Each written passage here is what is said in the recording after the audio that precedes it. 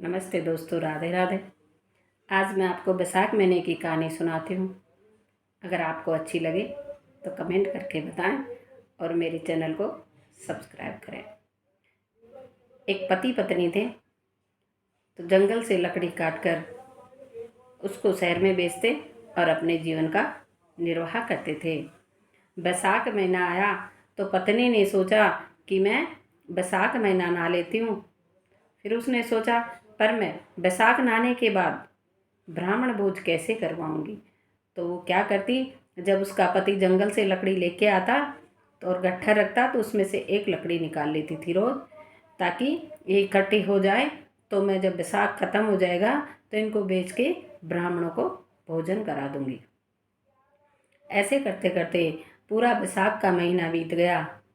अब उन लकड़ियों का गट्ठर बना के उनको बेचने के लिए चली कि इनका जो भी पैसा मिलेगा उससे मैं ब्राह्मणों को भोजन करवा दूंगी।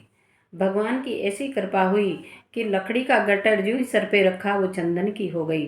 वो राजमहल के आगे से निकली तो उस चंदन की खुशबू से राजा महल के बाहर आ गए और उससे कहने लगे कि ये लकड़ी का गट्ठर, ये चंदन की लकड़ी का गट्ठर कितने में दोगी।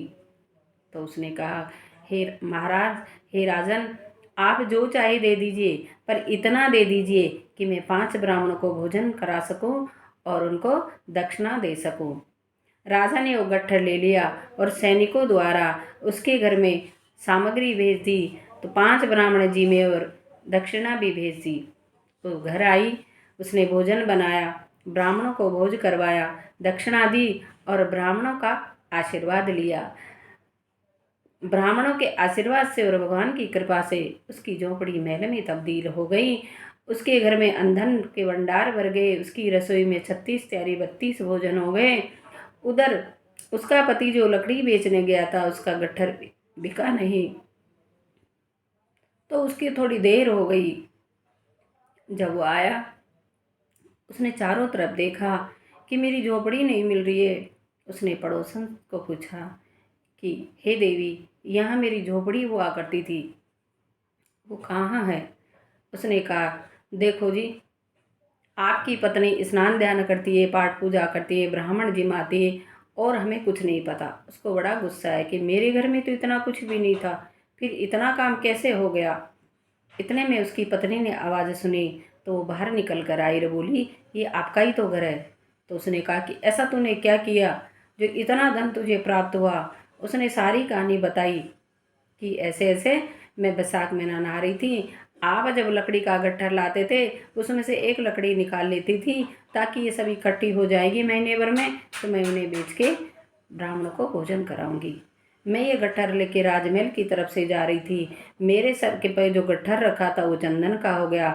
उसकी खुशबू से राजा महल के बाहर निकल के आया और मेरे से गट्ठर मांगा। मैंने राजन से कहा कि ये राजन, इतना दे दीजिए कि मेरे 5 ब्राह्मण भोजन कर जाएं। मैंने ब्राह्मणों को भोजन कराया, दक्षिणा दी और आशीर्वाद लिया।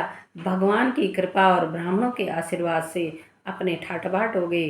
अब तो पति पत्नी बहुत खुश हुए, साथ मिलके भोजन किया, भगवान को प्रणाम किया और आराम से रहने लगे। हे प्रभु, हे नारायण, जैसे उन दोनों के अंदन के भंडार भरे, वैसे सभी के भरना। कहानी कहते सुनते हुंकार भरने वाले के, चंदन की चौकी मोती का हार और बैसाख महीने की कहानी मेरे जीव का आधार। राधे राधे।